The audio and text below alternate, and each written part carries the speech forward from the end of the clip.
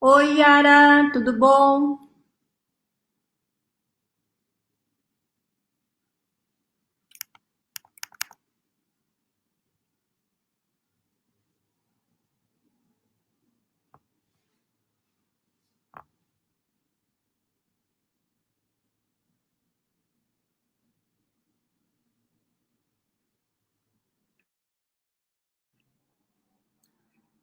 Boa noite. Oi?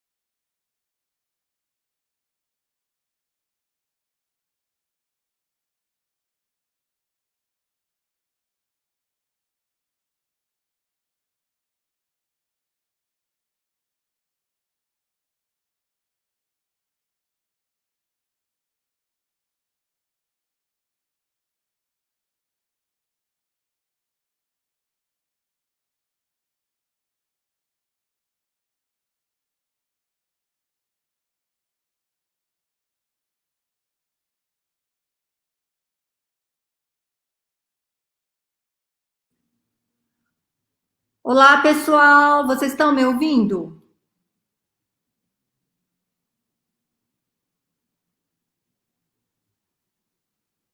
Vocês estão me ouvindo?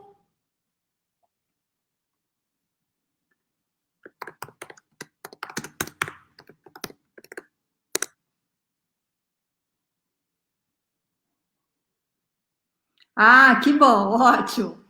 Então, nós já estamos com a Yara, que vai acompanhar, fazendo a tradução em Libras da nossa live, e também o Dr. Fábio Porto já está aqui, né? Então, só vamos aguardar mais um pouquinho, porque o horário é 19h30, ok? Só um momentinho.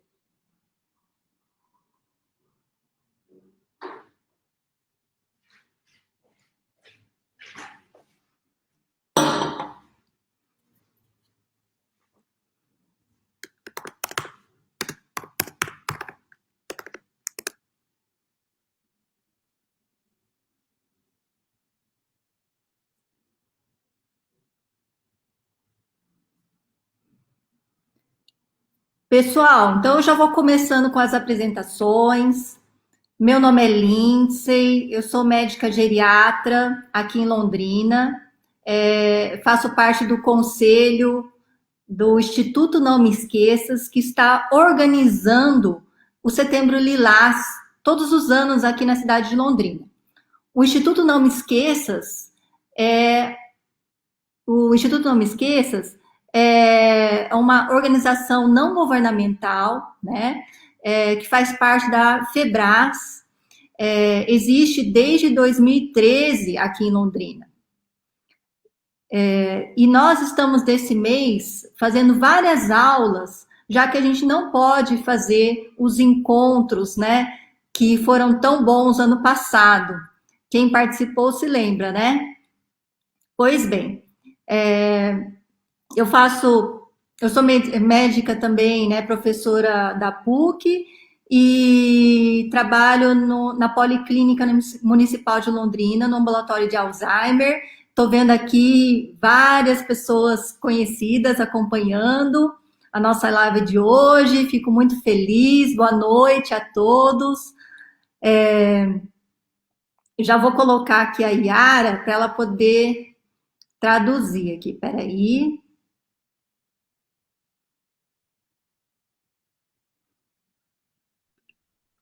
Ah, agora sim, Yara. Seja bem-vinda. Olha que chique, gente. Muito bem.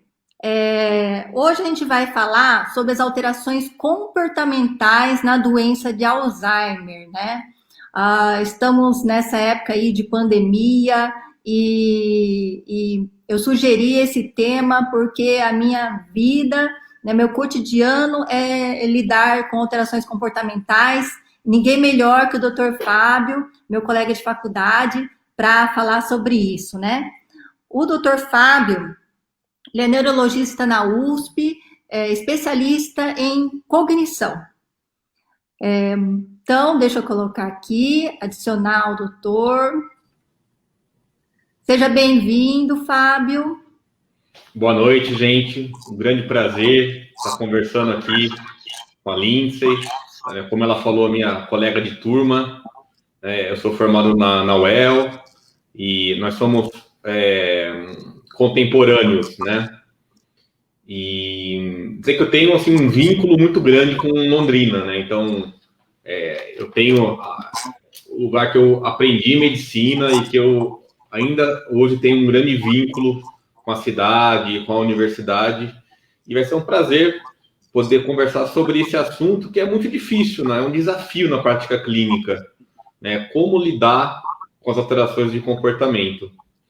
Então, podemos começar aqui alguns slides? Sim, deixa eu colocar aqui. Eu posso compartilhar aqui, se você quiser. Então ótimo. Perfeito. Então, vamos lá. Então, só me confirma se vocês estão vendo o slide. Espera aí. Edit screen. Ótimo. Então, quando a gente fala em demência, a gente está falando sempre em uma tríade. Então, eu sempre penso num triângulo. Uma aresta do triângulo, todo mundo lembra, que são as alterações cognitivas. Então, alterações de memória, alterações de linguagem, alterações na capacidade de planejar, então chamadas de funções executivas. Mas a outra aresta desse triângulo são alterações comportamentais.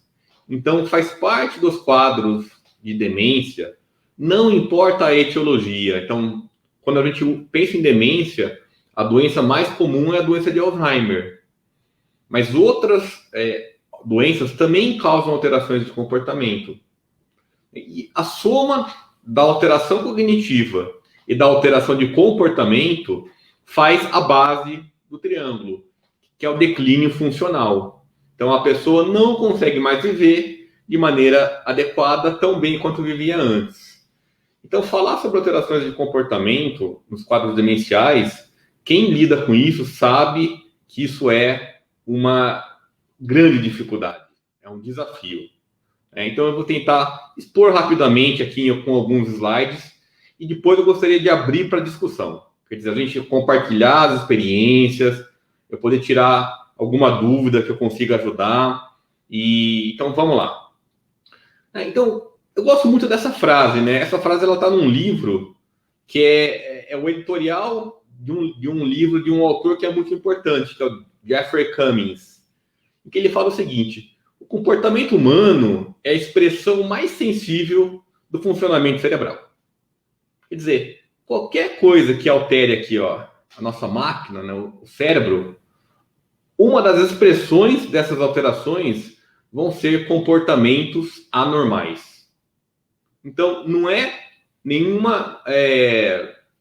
achado anômalo as pessoas que têm alterações no cérebro, nos quadros demenciais, como na doença de Alzheimer, também apresentarem alterações comportamentais.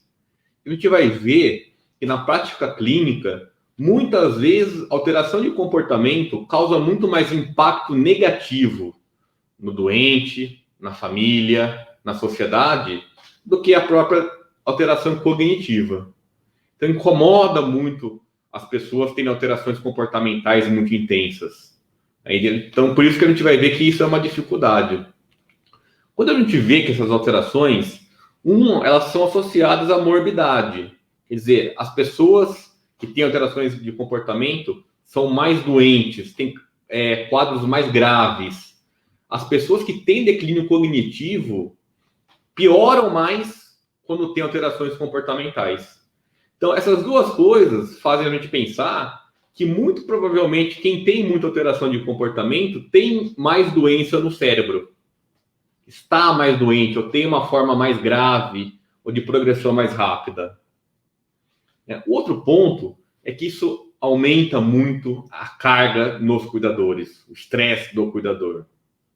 E aí, quem já cuidou, ou quem cuida, ou quem trabalha com isso, sabe que é muito difícil, né, conviver com doentes que têm alterações de comportamento. Isso, óbvio, aumenta o custo. Por quê? Porque isso precisa de remédio, tem muita internação, tem muito exame. Quer dizer, aumenta o uso de medicações para tentar controlar isso. A gente sabe, por experiência própria, na prática clínica, que não tem nenhum remédio maravilhoso para tratar essas alterações comportamentais. Quer dizer, muitas vezes o remédio que a gente dá para tentar melhorar isso, melhora um pouquinho, mas causa uma série de efeitos colaterais. E as alterações de comportamento, frequentemente, são a causa da pessoa ir para uma instituição de longa permanência. É muito difícil cuidar do doente em casa quando ele tem muita alteração de comportamento. Então, quanto que isso é prevalente? Quer dizer, o quanto que isso ocorre na vida real?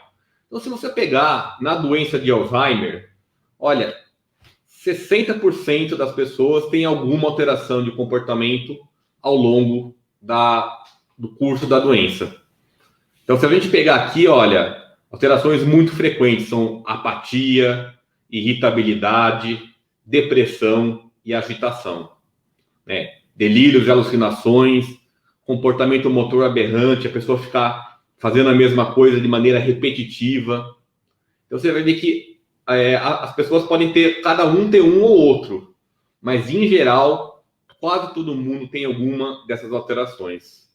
Então, se a gente pegar aqui, ó, se a gente for dividir, né, entre a forma leve, moderada e grave da doença, a gente vai ver, ó, agitação, ó, olha como vai aumentando a prevalência. Então, na fase avançada, na fase grave da doença, 85% das pessoas têm agitação. Mesma coisa, apatia, redução da motivação, redução dos comportamentos espontâneos, redução da linguagem, da fala, da emoção espontânea, 92%. Você vê que vai aumentando da fase leve, moderada e grave. A mesma coisa esses comportamentos de irritabilidade e comportamentos motores aberrantes. Então, comportamento motor aberrante é aquela coisa de ficar abre a gaveta, fecha a gaveta, abre a gaveta, fecha a gaveta, arruma, desarruma, arruma, desarruma. Então, a pessoa fica repetindo várias vezes os mesmos movimentos. e às vezes sai andando, né? Então a questão da perambulação. Olha como isso é frequente nas fases graves da doença. Então, esses sintomas neuropsiquiátricos, né? Existe um termo que cada vez se prefere usar esse termo, que são sintomas comportamentais e psicológicos em demência. Então, esse termo ele envolve tanto os sintomas de comportamento quanto os sintomas em que a pessoa está sentindo. Então, sintomas ditos psicológicos. Mas se a gente pegar, em geral, eles podem ser divididos em grandes grupos. Então, um dos grupos são os sintomas de agitação. O que é isso? Agitação é agressividade física ou verbal. Então, verbal, xingar, né, ofender, falar coisas inadequadas. Física, beliscar, tacar coisa, bater, né? Resistência aos cuidados e comportamentos anormais que normalmente indicam aumento da atividade motora ou expressão de emoções negativas. Então, tudo isso é agitação. Então, às vezes, o paciente não está constantemente agitado, mas ele fica agitado em uma situação quando vai tomar banho, por exemplo. Ele não quer tomar banho, a pessoa insiste, ele fica bravo, irrita, xinga, belisca, bate. Né? Outra classe são os sintomas depressivos, também são bastante frequentes. Isso envolve tristeza, anedonia é não conseguir sentir prazer. Então, ter a redução da capacidade de ter a emoção positiva, a emoção boa. Choro, sentimentos de culpa, né? Ansiedade e irritabilidade frequentemente estão associados ao cluster, a esse grupo de sintomas depressivos. Os sintomas apáticos. Tá? E aqui existe uma coisa que todo mundo confunde. Apatia não é depressão. Depressão e apatia são coisas diferentes. Então, o que é apatia? Redução da espontaneidade, redução da motivação, falta de iniciativa, embotamento da emoção, nem triste nem feliz. A pessoa fica lenta. E aí, apatia é aquela coisa que a pessoa está lá parada, se ela não recebeu uma ordem de fazer alguma coisa, ela vai ficar lá grande parte do tempo. Ela não vai ter a tomada de decisão espontânea de iniciar um ato motor, de iniciar um ato cognitivo, ver um filme, ouvir uma música, de iniciar uma emoção. Então, a apatia é aquela falta intensa na motivação ou na volição para iniciar as atividades. E os comportamentos psicóticos. Então, psicose é um grupo de sintomas que envolve delírios, que são ideias falsas. Olha, alguém roubou as minhas coisas. Na verdade, às vezes a pessoa escondeu ou guardou e não lembra. Mas a ideia falsa é que roubaram. Alucinações. Então, frequentemente, alucinações visuais. Ver vulto, ver bicho na parede, a sensação de presença ou de passagem. E ilusões são perversões dos estímulos. A pessoa vê uma camisa, acha que é uma pessoa. Quer dizer, ela mudou o estímulo visual. Então, isso é uma ilusão. E aí, né, vem a pergunta, como que a gente trata isso? Né? Não, qual que é o melhor remédio para isso? E eu vou dizer o seguinte, não existe nenhum remédio fantástico para isso. E a gente sempre lê em todos os livros, olhe, use medidas não farmacológicas.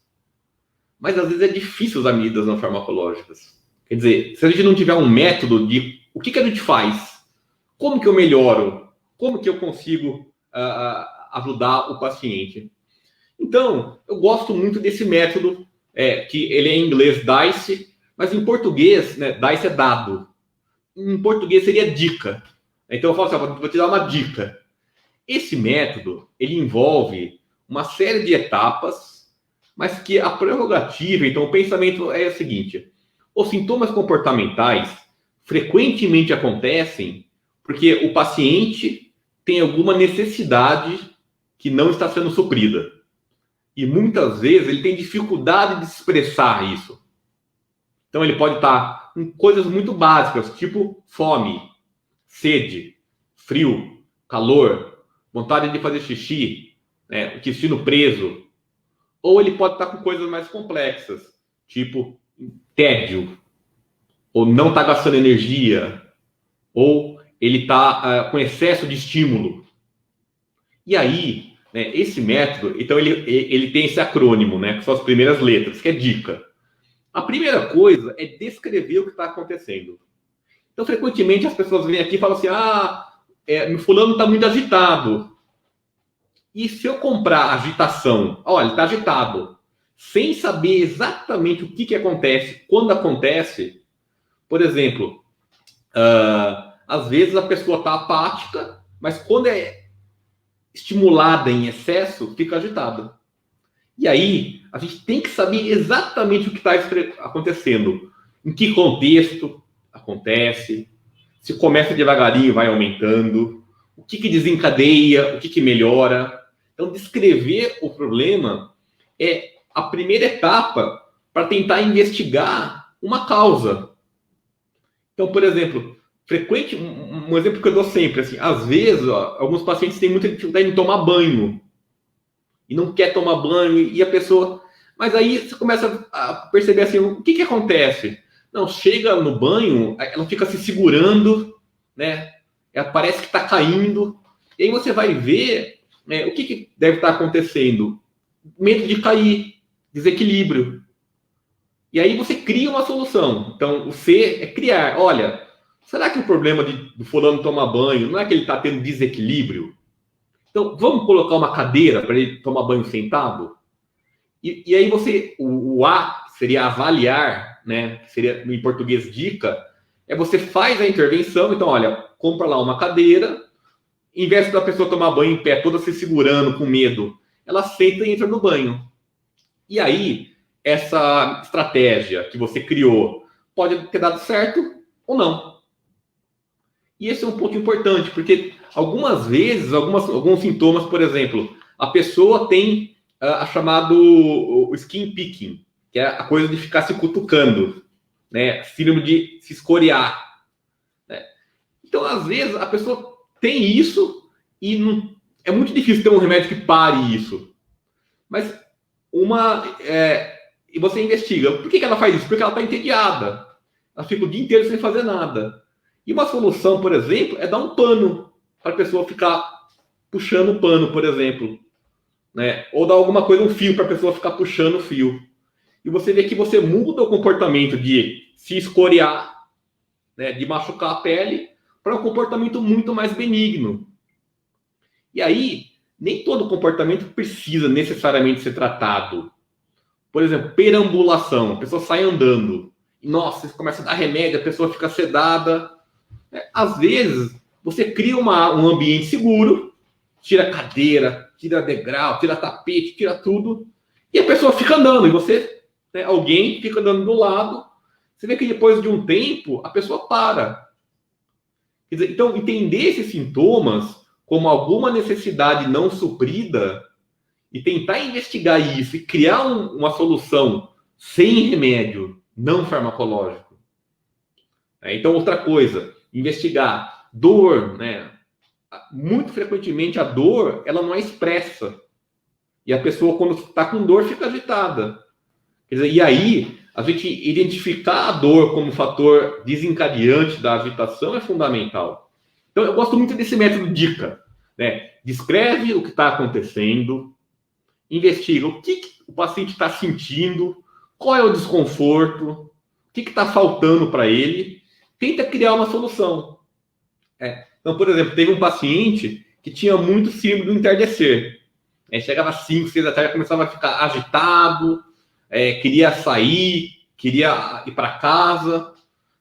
Então, o que a gente fez, por exemplo? Colocou alguma atividade muito prazerosa um pouquinho antes. E o que foi? Tomar um sorvete. Então, a pessoa tomava um sorvete um pouquinho antes. E do sorvete ia para o banho. Quer dizer, criou-se essa rotina. E aí você passa esse período, né, sem ter aquela agitação. Então, qual que é o método que dá certo sempre? Não existe. Tentativa e erro. Mas aí a família ajuda muito, porque a família entende quem é a pessoa, o que a pessoa gosta. e ajuda muito a você conseguir não usar medicações, né? Então, aqui eu vou passar rapidamente, tá?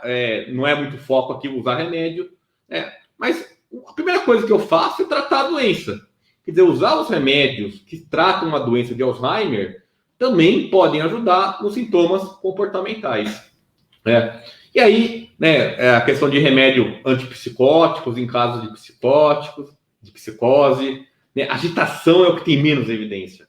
Quando tem agitação sem psicose, sem delírio, sem alucinação. Vários remédios, né? E aqui, assim, é só um guideline, né? Mas o ponto vou passar aqui, é que esses remédios frequentemente causam efeitos colaterais. Então, não são remédios extremamente seguros. Então, tem, por exemplo, os antipsicóticos, a risperidona, a quetiapina, a olanzapina. Se você vê na bula dele, tem lá um aviso que eles aumentam a mortalidade. As pessoas que usam morrem mais. Então, a recomendação use em caso extremo, quando as alterações, as tentativas de mudanças não farmacológicas não deram certo. Se você for usar, reavalie em 12 semanas. Não é para usar para o resto da vida. Usa 3 meses e reavalia, né? Então, assim, eu acho que não é muito foco ficar falando de remédio aqui, né? Mas eu acho que entender os sintomas comportamentais com esse método DICA, né? Escrever, investigar, criar uma solução e aplicar e avaliar. E você não deu certo, volta, não, vamos reescrever, né? Então, eu acho que as pessoas às vezes querem muito uma pílula mágica, mas a grande verdade é que essa pílula não existe e está longe de ter essa pílula mágica para tratar alterações de comportamento. Mas a psicoeducação, entender a doença, entender o que fazer, e o ponto é esse, né? Sempre brinco também, olha, o paciente que tem doença de Alzheimer é muito difícil ele mudar. Mas quem tem que mudar é quem pode, que é a família, que é o cuidador, né? Às vezes a gente médico tem que repensar essa ideia de que, olha, vou dar um remédio que vai resolver todos os problemas. Você vê que grande parte das vezes o que a gente prescreve causa um efeito colateral que às vezes é pior do que o sintoma, tá? Então, eu acho que é isso. Eu já falei demais aqui e vamos responder as perguntas Eu gosto bastante mesmo dessa dica, já tinha visto você falando sobre ela, tenho tentado usar, mas realmente, assim, dependendo da agitação, né, Fábio, é bem difícil e os familiares querem algo que seja rápido, né? Porque a paciente está muito agitada. Eu tinha uma paciente que ela colocava um tijolo em cima do outro para tentar pular o muro, outros que agridem o próprio cônjuge. Então, assim, é bem complexo. Às vezes a gente tem que usar mesmo os antipsicóticos algum tempo, para depois dar uma acalmada, né? Uma das indicações de se usar direto o antipsicótico é quando você tem um risco físico, né? A pessoa agredir fisicamente ou causar uma autoagressão, né? Mas aí, eu acho que o interessante é o seguinte, olha, você usa, mas você não deixa de aplicar a dica. Quer dizer, porque às vezes o remédio é para apagar incêndio. E frequentemente a gente precisa apagar incêndio. Quer dizer, quem trabalha com isso sabe que... né? Isso, Fábio, eu tenho visto, né, e até uma questão aqui que eu acabei de ver da Magna Neri, né, que os pacientes têm tido muito problema para dormir. Sim. Principalmente agora durante a pandemia. Eu acho que interferiu muito na rotina deles, né? Eles não estão fazendo menos atividade física, menos atividade social, aí chega à noite, não tem sono, aí fica perambulando, né? O que você tem falado para os seus pacientes, então, assim, familiares? A primeira coisa que eu sempre digo é isso, ó. Por que o paciente que tem doença de Alzheimer não dorme? Por que ele tem insônia? Então, assim, na minha experiência, a causa mais frequente é um distúrbio do ciclo sono e vigília. Quer dizer, o ciclo sono e vigília fica irregular. E por que acontece isso? Uma das regiões que mais precocemente fica alterada no cérebro, na doença de Alzheimer, é o núcleo supraquiasmático, que é o núcleo que controla o ciclo de sono e vigília, que fala para o cérebro, olha, agora é hora de acordar, agora é hora de dormir. Então, assim, existe uma alteração biológica, que é essa, e existe uma redução dos marcos sociais. Olha, eu preciso dormir 11 horas, porque 6 horas eu estou acordado.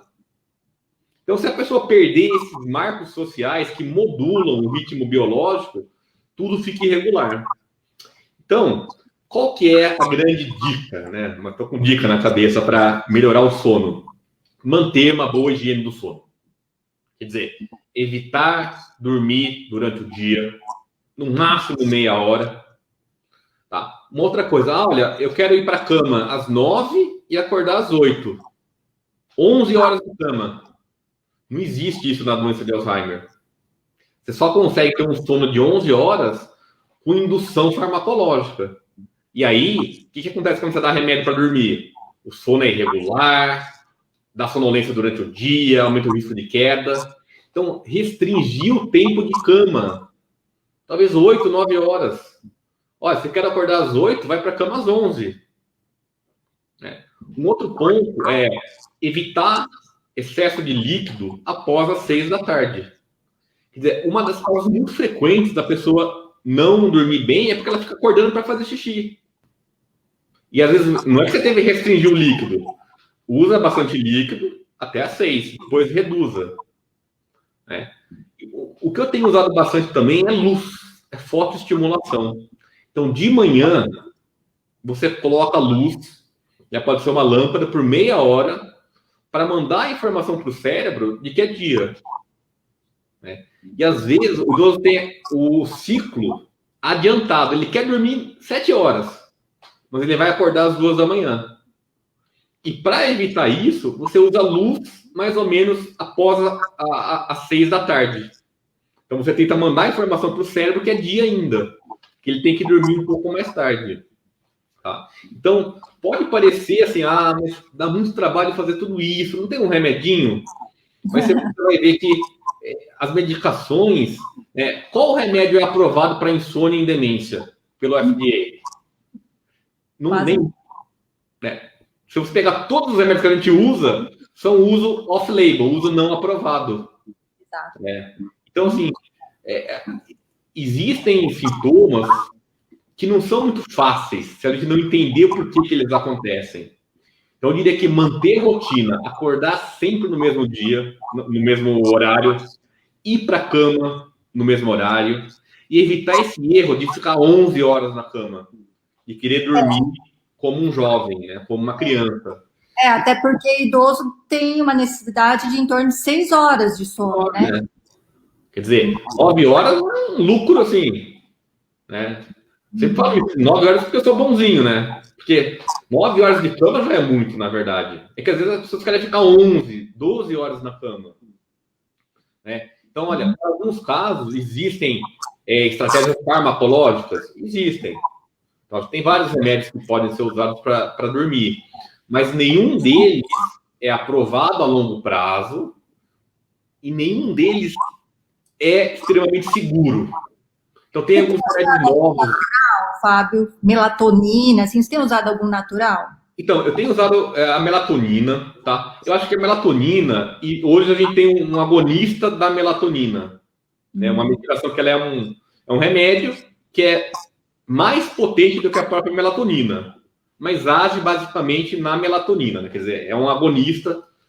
Esses remédios, eles induzem o sono, mas eu acho que o principal efeito a longo prazo é marcar o cérebro, dar um reset e falar assim, olha, agora, daqui a pouco é hora de dormir. Quer dizer, então, o ideal ninguém sabe exatamente qual que é o melhor horário, mas usar a melatonina talvez 2 horas antes do horário desejado de dormir. Porque vai marcar o cérebro que daqui a pouquinho é para induzir o sono. Mas, vou dizer que eu não tenho, assim, nenhuma experiência fantástica com esses remédios, né? Então, porque insônia com agitação que é o problema, né? Não é só não dormir, é que o paciente fica agitado, né? Agitado. E acorda confuso.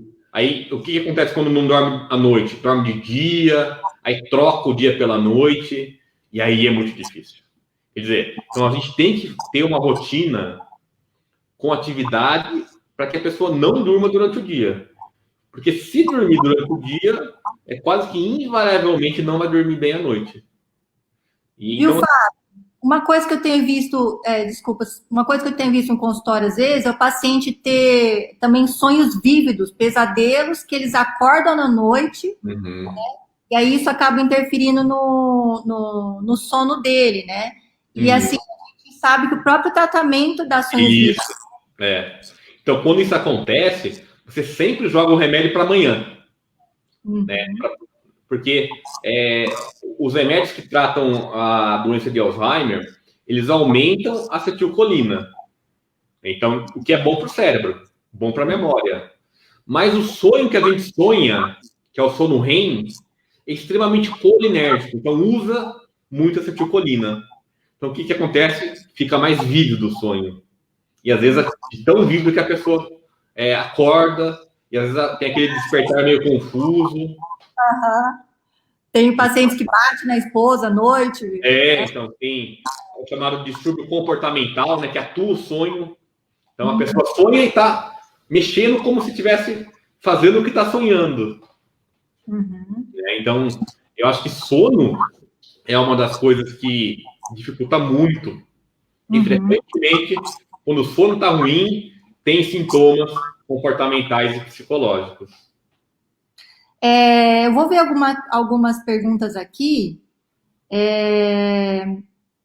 A Mônica está perguntando: agressividade direcionada às pessoas ou aos objetos, ela tem a mesma origem cerebral? Eu sempre digo isso, assim, olha, quando a gente fala, eu sempre falo isso, eu não gosto de generalizar, falo assim, o idoso é agitado. O idoso é uma pessoa totalmente diferente, né? Eu e a Alice somos totalmente diferentes. Inclusive, o nosso padrão de comportamento. Então, algumas pessoas são irritadas, algumas pessoas são calmas, algumas pessoas explodem. Então, o que acontece normalmente na doença de Alzheimer? Os traços da personalidade são exacerbados. A pessoa perde o freio. Então, assim, olha, aquela pessoa que era calma, tranquila, pode ter agitação, mas é menos frequente. Agora, quando a pessoa já era, antes da doença, uma pessoa mais ansiosa, mais irritada, mais ríspida, você vê que isso fica, às vezes, fora do controle. Tá? Mas, eu sempre digo isso, olha, uma coisa que faz a pessoa sofrer muito, os familiares, os cuidadores, é achar que é pessoal. É achar, não, ele faz isso de birra. Ele faz isso para me irritar, para me atacar. Não é isso, gente. Isso é uma... Quem mais cuida, né? A birra. Normalmente, quem é o alvo da agressividade é quem cuida. Mas isso daí, quando a gente pensa que isso é uma doença do cérebro, que a pessoa não tem controle sobre isso tira um peso das costas. Quer dizer, olha, a pessoa continua agitada, mas eu sei que não é pessoal. Olha, ela me jogou um chinelo, mas isso é doença, isso não é ele. O fato é assim, as pessoas que eram mais irritadas ficam mais irritadas. E às vezes é tênue essa linha de perceber, olha, quando ele ficava muito irritado, ele batia em todo mundo. Isso acontece, né? Quer dizer, nem todo mundo que tem doença de Alzheimer era isento de doenças ou isento de alterações comportamentais quando não tinha a doença. Mas a grande maioria das vezes, eu diria que a doença é a responsável. Então, isso é cerebral. E aí vem a primeira frase, né, que eu sempre gosto de dizer que o cérebro é responsável pelo comportamento. A manifestação mais sensível da função cerebral é o comportamento humano. Então, o cérebro alterou, o comportamento altera. Você acha, Fábio, assim, pensando na parte da própria neuroanatomia, né, na evolução do cérebro, é como se fosse perdendo a região mais periférica do córtex, que inibe a parte E, expansíva? então, assim, a gente tem aquelas regiões chamadas límbicas no cérebro, que são as regiões primitivas, que fazem a gente ter aqueles impulsos, né? Mas o nosso córtex, a parte mais desenvolvida, principalmente a parte da frente, do lobo frontal, né, a parte da frente do cérebro, funciona como um inibidor, né, como um moderador. E, olha, eu tenho fome, mas eu não posso comer uma pizza inteira. Vou ganhar peso.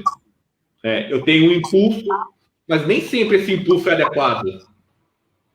E frequentemente, quando essa região frontal é alterada pela doença, a pessoa perde esse controle dos impulsos. Então, assim, olha, se alguém falar alguma coisa que eu não concordo, eu fico um pouquinho irritado. Mas se eu tivesse uma alteração, seria uma grande irritabilidade. Então, um outro ponto é isso. A grande maioria das irritabilidades são reacionais. A pessoa não acorda brava. A pessoa fica brava com algum estímulo que foi contrariado, que queria uma coisa e não foi possível. E muitas vezes o cuidador tenta ajudar, mas causa essa irritabilidade reacional. Então, você fala isso, olha, não bata de frente, contorne. Quer dizer, se você bater de frente, a pessoa vai ficar muito mais irritada que você, porque ela não tem controle. Você tem controle, você pode mudar o seu comportamento. Aí você fala assim, mas a vida inteira foi assim. Difícil, mas vai ter que mudar. Porque o seu cônjuge, o seu pai, a sua mãe mudou. Quer dizer, não é mais aquela pessoa que você podia discutir no campo das ideias. E quando você discute com essa pessoa que tem uma doença de Alzheimer, por exemplo, frequentemente vira uma agressão, seja física, seja verbal, seja uma irritabilidade, então uma emoção negativa ou um aumento da atividade motora. E aí entender isso é fundamental. Quer dizer, tentar achar aquele gatilho. Por que a pessoa fica irritada? Por que a pessoa bate? Que toda vez que eu grito com ele, porque ele está repetindo, ele faz isso. Quer dizer, ele está repetindo porque ele tem problema de memória. Para ele é a primeira vez. E aí, quando a pessoa entende isso racionalmente, fica muito mais fácil lidar e não desencadear essas alterações de comportamento.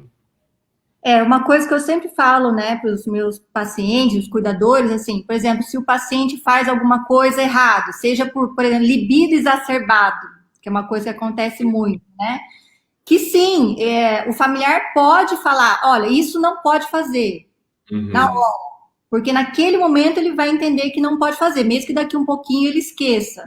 Mas, assim, para mim, o paciente ele consegue entender ainda que a outra pessoa está brava com ele, pela frase, né? Se está bravo, se está triste, se está ansioso, né? Então, eu sempre falo assim, se ele fez algo de errado, realmente, inapropriado, é importante que você fale, isso está errado. Não sei se você geralmente faz isso também. Eu acho que essa questão do libido é exatamente isso, né? O libido é normal, quer dizer, é primitivo nosso, né? Mas se eu tiver libido, ou se eu quiser ter algum ato sexual num momento inadequado, porque eu perdi o controle, isso cria um grande caos. Quer dizer, isso é uma situação de estresse muito intensa. Né? E às vezes, a pessoa ela fica assim, realmente incontrolável.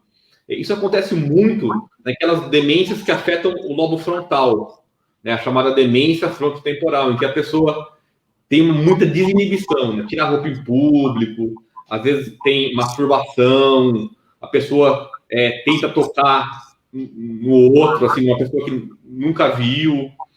E aí, assim, nesses casos, é muito difícil controlar só com medidas não farmacológicas.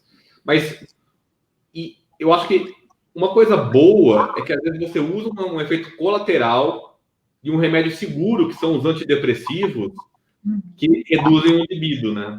Então você consegue ajudar sem causar muito dano com o remédio.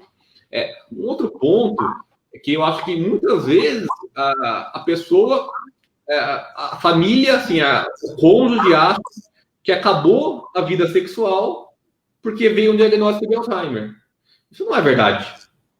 Quer dizer, se tiver consenso entre as duas partes e tiver vontade, eu não acho que seja um pecado as pessoas que têm Alzheimer fazerem sexo. Quer dizer, é uma necessidade humana. E muitas vezes, esse um tabu, não, mas não pode, porque ele está com um problema de memória. Isso não é verdade sempre. Né? Então, eu acho que a gente tem que analisar justamente caso a caso, né? Que é o D, né? Que é o descrever. O que está acontecendo, né? Como que era o hábito sexual? Mas o cônjuge compartilha com esse desejo? E muitas vezes não compartilha, né? E aí é um problemão. E aí talvez tenha que criar umas estratégias. Por exemplo, uma coisa que eu sempre falo isso, né? Que é muito difícil, às vezes, em instituição de longa permanência.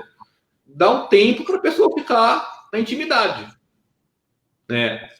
Às vezes se masturbar, por exemplo. Isso não tem, né? Quer dizer, some isso da vida da pessoa. E nem isso é bom. Quer dizer, você poderia, através da intimidade, ou dar um momento de intimidade para a pessoa, reduzir essas agressões sexuais, ou esses ataques inoportunos que acontecem. Então, pensar tudo isso, né? Por isso que não é muito fácil, tem que ser realmente individualizado, né? Não dá para a gente falar assim, olha, quando tiver aumento da libido, faça isso. É difícil, né? Cada caso é um caso. Respondendo mais uma pergunta da Magna, ela está perguntando por que a mãe, quando tem Alzheimer, tende a chamar a filha de mãe, começa a colocar. Porque o que acontece, né? Frequentemente, a pessoa tem uma grande perda da memória recente, né? Então, ela começa a lembrar as coisas do passado. Então, e conforme a doença avança, às vezes ela só lembra as coisas muito antigas. Assim, a filha, para ela, é uma criança. Você que já está adulto, você não é filha. Para ela, a referência de adulto é mãe. Então, assim, frequentemente as pessoas falam assim, não, você não é meu filho é pequeno. Né? Filhos que estão adultos. Porque, na verdade, como só restou a memória passada, e cada vez mais do passado, as referências de adulto era mãe, era pai, né? E os filhos, a pessoa lembra como filhos pequenos. Né? Frequentemente, isso é aquela coisa da memória, né? E aí vem uma coisa que eu gosto de dizer também, assim, frequentemente as pessoas suavizam problemas de memória, dizendo assim, não, a memória do meu pai tá ótima, ele lembra das coisas lá quando ele tinha 20 anos. Tudo bem, mas o grande problema na doença de Alzheimer é não lembrar as coisas recentes. Quer dizer, não lembrar o que aconteceu ontem, não aprender uma coisa nova, não lembrar informações importantes. A memória retrógrada, a memória do passado, frequentemente fica preservada e acontece esse fenômeno da pessoa trocar, né, as pessoas, né? E acho que será que a Lindsay caiu da live? Né? Então, mas eu vou falando aqui enquanto ela volta. Então, gente, eu acho que a grande mensagem que a gente pode passar, saiu, né? Mas a grande mensagem que a gente pode passar é que é muito difícil você generalizar o tratamento para todo mundo. Tem que realmente individualizar. Tem que investigar e descrever direitinho o que acontece em cada pessoa. Quem era a pessoa antes, como era o afeto, como era o padrão de humor dela, as relações, quem cuida, como eram as relações antes. Então, eu digo assim que é quase que... eu sou neurologista, mas quando eu faço isso, eu viro quase que um psiquiatra, assim, no sentido de tentar entender muito bem as relações humanas, né, de como era, como ficou, o que mudou. Então não é fácil, assim, não tem solução mágica. Mas tem solução. Talvez exija um pouco mais de esforço, um pouco mais de trabalho, mudança, e quem pode mudar, quem não pode mudar, não adianta querer mudança, mas frequentemente dá certo.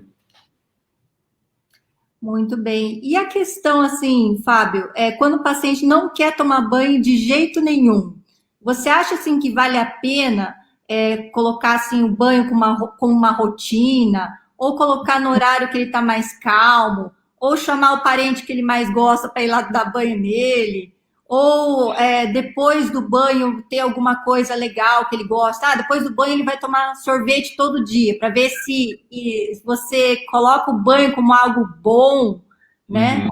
Uhum. Ó, eu vou dizer assim, essa semana eu tive um paciente que a família me ligou, assim, depois de muito tempo, dizendo assim, doutor, faz 20 dias que ele não toma banho, não escova o dente, tá com a barba desse tamanho. O que eu faço? Né? E aí, assim, eu entro em desespero, eles entram em desespero, né? E eu falei, mas como que chegou nesse ponto? A gente foi deixando, né? E aí é muito difícil. Às vezes, nesse caso, o que eu fiz? Um negócio super off-label, que é dei um remédio para a pessoa dormir, tomou banho, fez a barba, porque estava assim, uma situação apagar incêndio. Mas essa é uma péssima solução a longo prazo. Péssima. Por quê? Porque vai chegar uma hora que vai acontecer algum desastre, vai dar errado. E aí, eu acho que o ponto é esse, assim, tentar entender por que o paciente tem medo, não quer tomar banho. Às vezes, a pessoa está com medo de tomar banho, porque está desequilibrada e dá um banho em pé. Às vezes, a pessoa sempre foi, assim, super envergonhada, nunca gostou de ficar pelada na frente dos outros. E aí, assim, tem 3 pessoas que a pessoa... Né?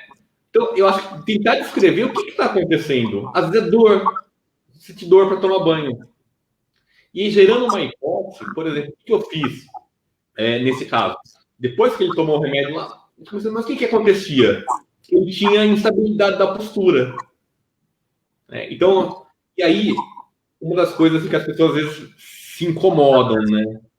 Mas às vezes não precisa tomar o banho no banheiro todo dia.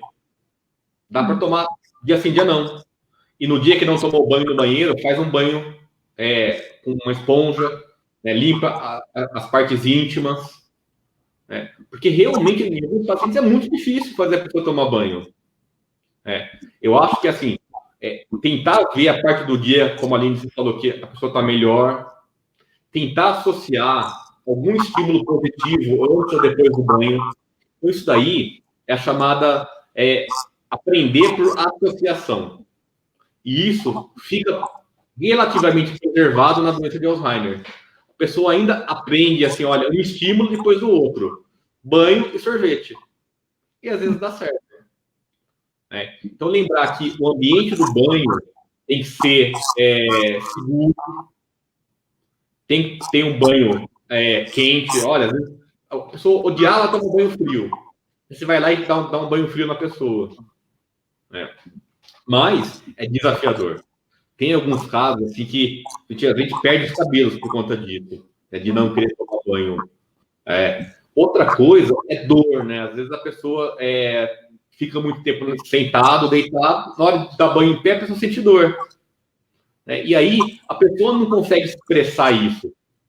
Mas por associação, ela associa banho à dor. O que ela vai fazer? Não vai querer tomar banho. Uhum. Então, assim, mais uma vez, usar esse método dica. Tentar escrever e investigar o que está acontecendo, por que motivo. E às vezes não tem motivo. Né? Às vezes, assim. E aí, quando não tem motivo, às vezes tem que flexibilizar um pouco. Às vezes não dá banho todo dia, ou dá um banho de assento, né? Limpa as principais partes. Porque também, se a pessoa tem pouca atividade, não sai de casa, ela fica relativamente limpa. Né? E às vezes as pessoas acham um absurdo isso. Não, como não vou dar banho todo dia? A vida inteira ele toma banho todo dia, ela toma banho todo dia. Mas aí é perceber que teve uma mudança. As coisas mudaram. Então, essa coisa do banho, diria que é uma coisa muito desafiadora. E ainda mais se a gente médico tiver a visão farmacológica. Não, que remédio eu vou dar para a pessoa tomar banho? Não tem remédio para a pessoa tomar banho. Né? Uhum. Então eu vou pegar lá e jogar ele no banheiro. Não dá certo. A pessoa fica irritada, bate, xinga, cai. Quer dizer, a gente tem que tentar racionalizar uma estratégia, criar uma estratégia para que a coisa fique mais ou menos adequada. E lembrar que o ótimo é inimigo do bom. Olha, quero dar banho 2 vezes no dia por meia hora. Não, se tomar banho 3 vezes na semana e conseguir limpar nos dias que não tomam banho, às vezes é a coisa que mais fica equilibrada. Tá? Então, gente, vou deixar claro que eu não tenho todas as respostas em todo mundo, como eu faço todos os pacientes tomarem banho. Tem vários pacientes que não tomam banho, que não consigo fazer. Eu tenho dica. Esse, por exemplo, chegou a um ponto, assim, a gente teve que fazer uma intervenção para apagar o incêndio, né? E tomou um remédio dormindo, tomou banho dormindo. Porque a pessoa estava assim, como é que a gente faz isso? Quando a pessoa se coloca em risco. Sim. Né? 15 dias sem tomar banho é um risco. Uma barba grandona é um risco. Mas eu não sei o que você acha, Lindsay. Se você tem a solução mágica, você me fala agora, porque... Não tenho, por isso que eu estou perguntando, né? Eu geralmente tenho dado essa dica do melhor dia, né? Assim, do horário mais que ele tá mais calmo. Sempre tem, parece assim, um familiar que ele respeita mais, Então... tem essa história, né? Associar com alguma coisa prazerosa. Porque assim, se ele tem síndrome do pôr do sol, já tá agitado por causa disso, você vai dar banho bem nesse horário? Uma coisa que às vezes dá certo, né? É você não despir totalmente a pessoa, né? Então você colocar uma camisola, uma roupinha assim e dar banho por cima, porque a pessoa não se sente totalmente despida. Então quando a pessoa tem muita vergonha ou assim, e aí assim, aí tentando, né? Associar o banho com um estímulo prazeroso, a coisa de evitar que a pessoa se sinta instável, desequilibrada durante o banho. Então, ter uma cadeira, ter um ambiente gostoso. Às vezes eu oriento colocar uma música relaxante uma meia hora antes para ver se ajuda. Mas é difícil. Bacana. Deixa eu ver se tem mais alguma pergunta. Enquanto isso, Fábio, o que você tem feito em relação, assim, paciente que acumula as coisas, que tem a síndrome de Diógenes junto com o Alzheimer? Então, é um desafio também, né? Essa coisa de acumulação, tá? A gente sempre vê isso, né, ou trata isso como a gente trataria as pessoas que são acumuladoras sem a doença de Alzheimer. Quer dizer, a acumulação, ela era vinculada ao transtorno obsessivo compulsivo e agora, mais recentemente, no último DSM, ela criou um agrupamento à parte para os transtornos de colecionismo, né? Então, assim, o que se fala é que isso pode responder a medicações antidepressivas. O fato é que, em demência, você vai ver que não é exatamente o mesmo colecionismo. Então, frequentemente, principalmente nas demências frontotemporais, a pessoa coleciona coisas que não têm nenhum valor sentimental. E, às vezes, assim, coleciona coisas que são lixo, coisas que são muito inadequadas e fica totalmente desorganizado. E é difícil, porque quando você tenta limpar ou tenta retirar, né, as coisas que foram colecionadas, isso causa uma reação de irritabilidade, uma reação emocional negativa. Então, nesses casos, eu acho que o remédio ajuda, tá? Um pouquinho menos do que quando não tem doença neurológica, mas um pouco ajuda a reduzir essa coisa de compulsiva de colecionar. E aí, também entrar num acordo, assim, né? A pessoa fica muito, muito irritada, mas vai limpando as coisas piores, vai levando em banho-maria, assim, né? Porque grande parte das vezes, assim, que a pessoa tem colecionismo, ela fica um tempão entretida mexendo nas coisas, né? E se você tirar isso, essa energia que a pessoa gasta nisso vai ter que ser redirecionada para outra coisa. E se não for redirecionada, frequentemente vira agitação, né? Então eu sempre falo isso, olha, a pessoa, quando tem energia, não gasta, ela vai gastar de alguma forma. E essa forma pode ser perambulando, saindo andando, pode ser ficando brava, irritada, pode ser com impulsos sexuais. Quer dizer, então, e aí, né, ali você sabe que eu sou um grande defensor da atividade física nesses quadros. Por quê? Porque a pessoa gasta energia, a pessoa tem a sensação de bem-estar, reduz os sintomas comportamentais, né? Então, colocar uma atividade física de rotina, para ter um gasto energético, quer dizer, fazer alguma coisa, gastar a energia que fica acumulada, ajuda sim a reduzir esses sintomas comportamentais. Porque uma das causas que você tem que ir lá que descrever e investigar é a pessoa ter energia acumulada. Olha, o idoso com demência fica o dia inteiro vendo TV, sentado. Poxa, será que ele não tem uma energia acumulada que ele tem que gastar com alguma coisa? E aí, às vezes, a atividade física regular é uma mão na roda, né? Quer dizer, você tem um ganho vascular, você tem um ganho de força muscular, né? Então, você tem vários ganhos. Mais um ganho a mais é reduzir os sintomas comportamentais. Muito bem. Mais alguma pergunta, pessoal? E quando o paciente ele come demais, assim, não para de comer? Uhum. Então, isso é muito frequente, assim, apesar do remédio reduzir um pouco o apetite, frequentemente a pessoa esquece que comeu. Uhum. A pessoa acabou de comer, esquece de comer, pede outra comida. E aí, se você fala assim, não, você já comeu, não comi, aí aquela briga, né? Então, o que eu tenho feito, assim, a questão comportamental? Quando a pessoa sabe que vai acontecer isso, eu oriento tirar os pratos da mesa, então tirar as vasilhas de comida, as panelas da mesa, colocar só o prato. Põe uma quantidade bem pequena de comida. A pessoa come, dá meia hora, come o resto, come de novo. Então, às vezes, você usa essa estratégia de comer mais que uma vez, mas a quantidade, né, que seria em uma refeição só, para tentar reduzir esse comer em excesso. Fazer alguns snacks, né, uma beliscadinha entre as refeições, isso ajuda, às vezes, a pessoa a ter a sensação de plenitude, né? E frequentemente, né, mais uma vez falando da DFT, né, da demência frontotemporal, a pessoa fica com uma predileção para alimentos de alta recompensa, então doce, carboidrato, álcool, né, e onde eu vejo que realmente é difícil é nessas doenças, que a pessoa, assim, às vezes come, assim, doce, assim, enfia na boca, né, antes de engolir já está com a boca cheia de comida, e então, nesses pacientes é realmente difícil, né?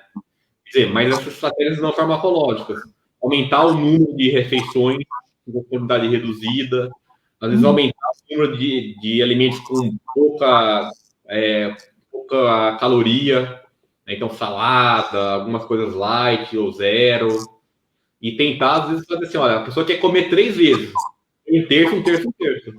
Né? E a pessoa... Deixar tudo na vista também, né, Fábio? Não dá para deixar o pacote de pão inteiro na vista, não vai o pacote inteiro, né?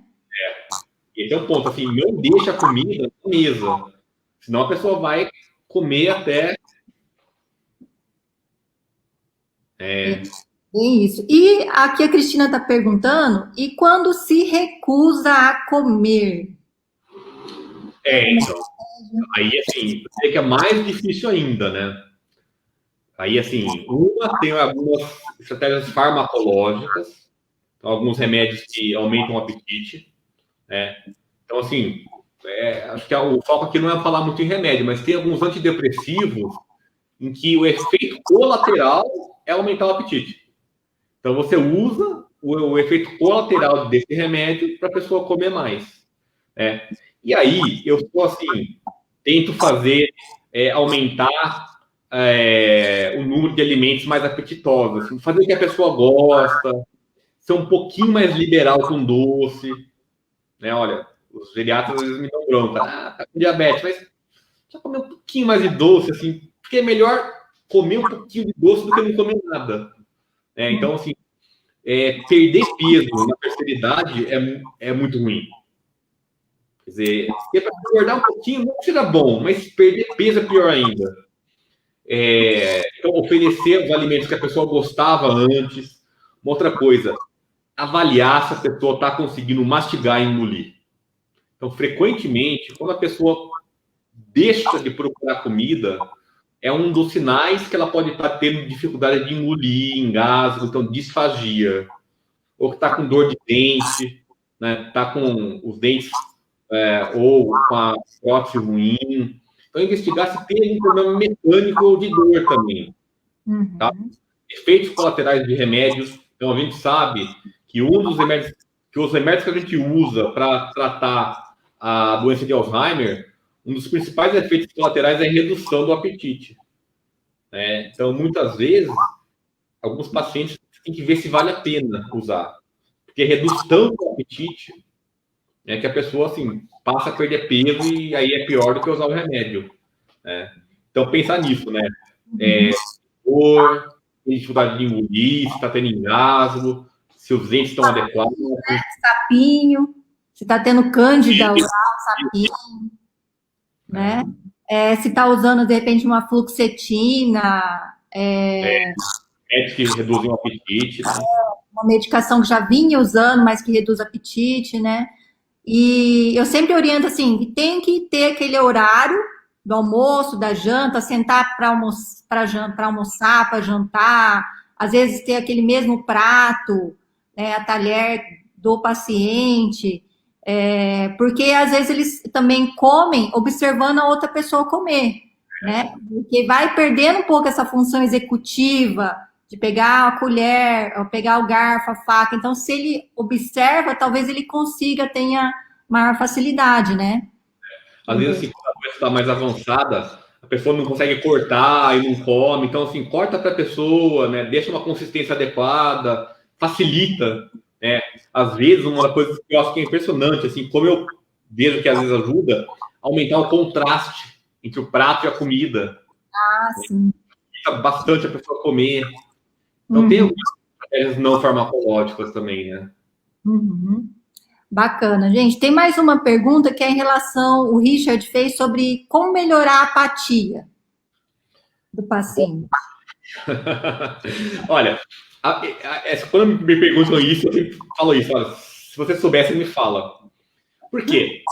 Porque a apatia é um dos sintomas mais difíceis, porque quando a doença avança, a apatia também avança, assim, de maneira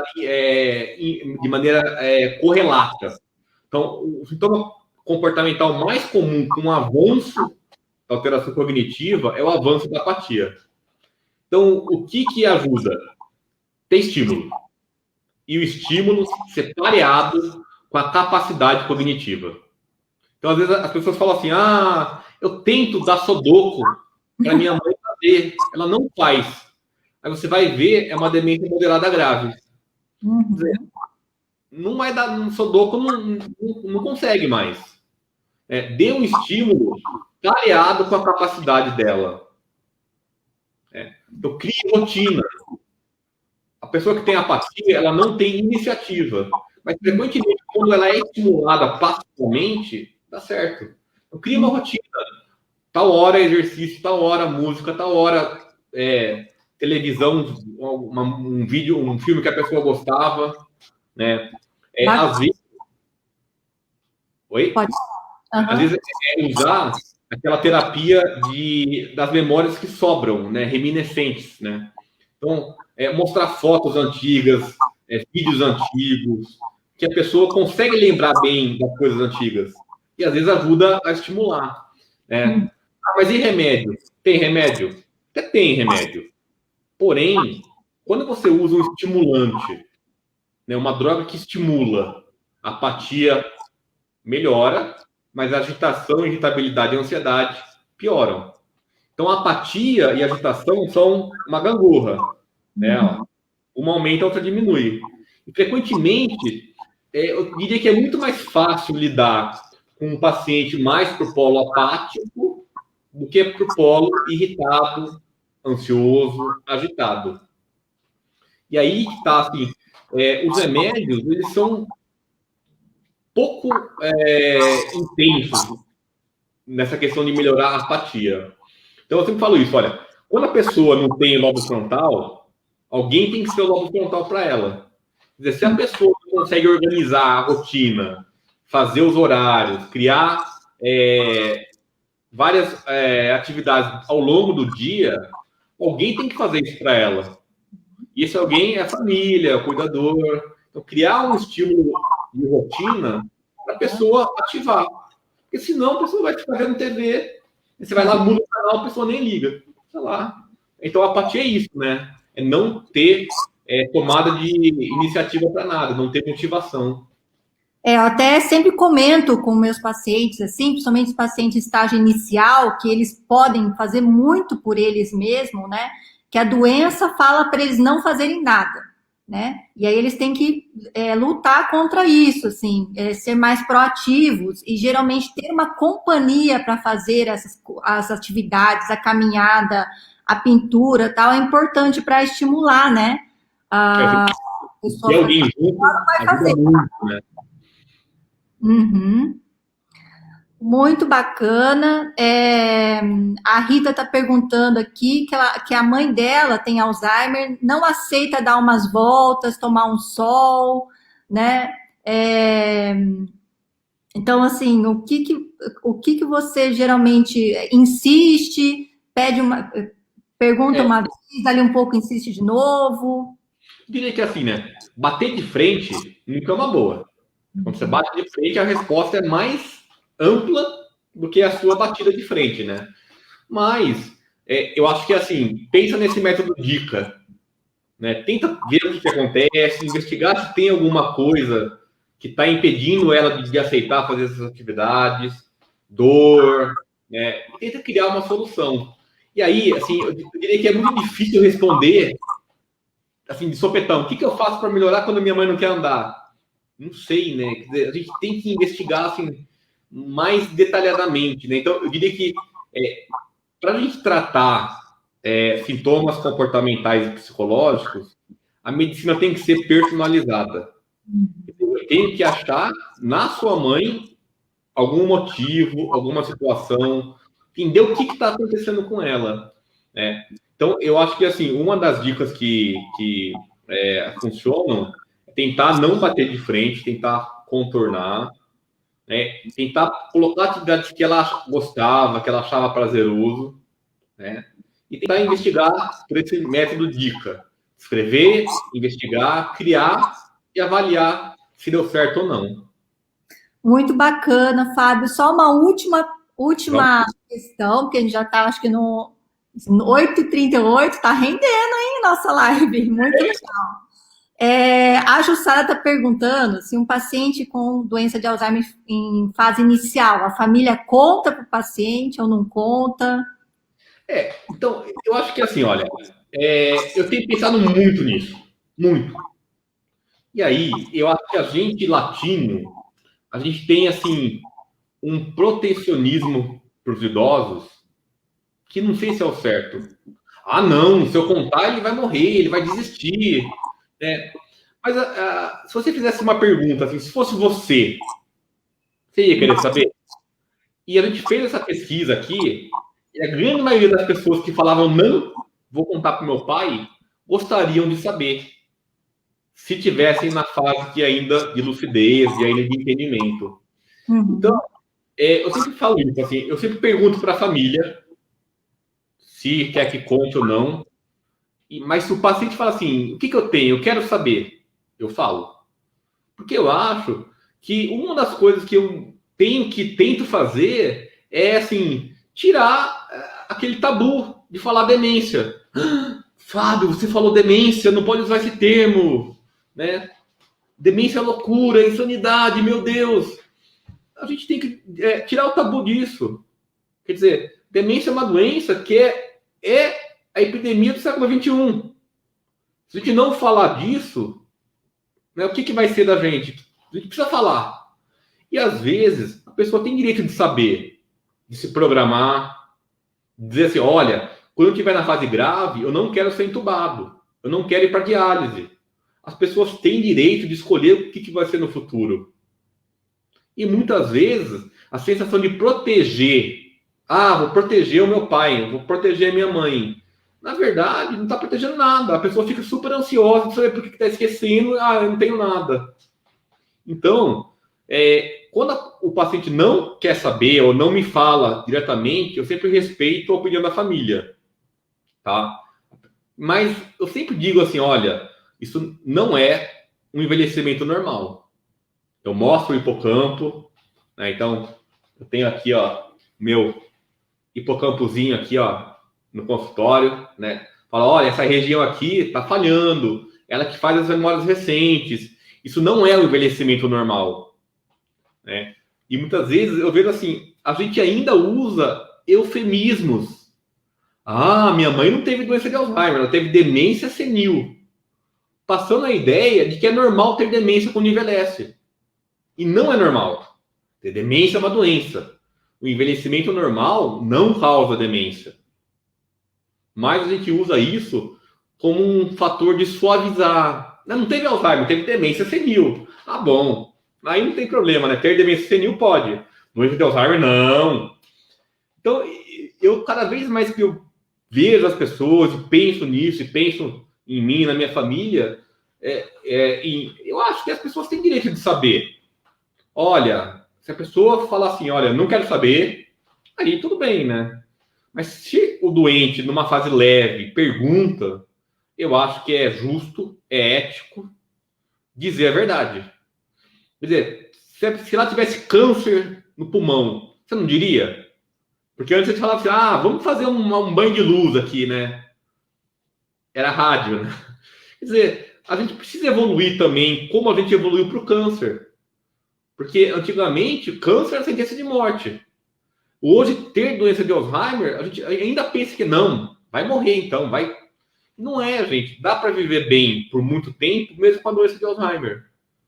Quer dizer, eu tenho essa visão e, claro, a gente tem que respeitar sempre esse binômio doente-família, né? Mas se o paciente quer saber, eu acho justo você contar. E todas as vezes que eu contei, eu nunca vi reação de catástrofe. Então agora eu vou me matar porque eu tenho Alzheimer. Quer dizer, e a família morre de medo que isso aconteça, mas isso raramente acontece. A pessoa fica triste, passa por um luto, e supera e bola para frente, né? Então eu não sei como você faz isso, Lindsay. Gosto muito de pensar nessa questão. Geralmente, às vezes tem sim familiares que não querem contar para o paciente, mas eu geralmente falo assim, olha, mas se o paciente me perguntar realmente, a gente vai precisar falar, porque ele pode fazer várias coisas na vida dele, tendo esse diagnóstico, se ajudar no tratamento, né? E não é o fim, né? Doença de Alzheimer, cada fase, pelo menos 4, 5 anos, se for bem com o tratamento. Então, se o paciente souber do diagnóstico, que hoje em dia é muito fácil, né? Colocar lá o nome do remédio na internet, já vai ver que é para Alzheimer, né? Ele pode se ajudar, ele vai aderir mais ao tratamento, com certeza, né? Mas sempre tem que ter uma boa conversa com a família sobre isso. Gente, estamos no horário já, né? Quase 15 para as 9. Eu gostaria de agradecer muito a presença de vocês aqui hoje na nossa live, agradecer imensamente o Fábio, que está lá de São Paulo, depois de um dia cheio, né, Fábio?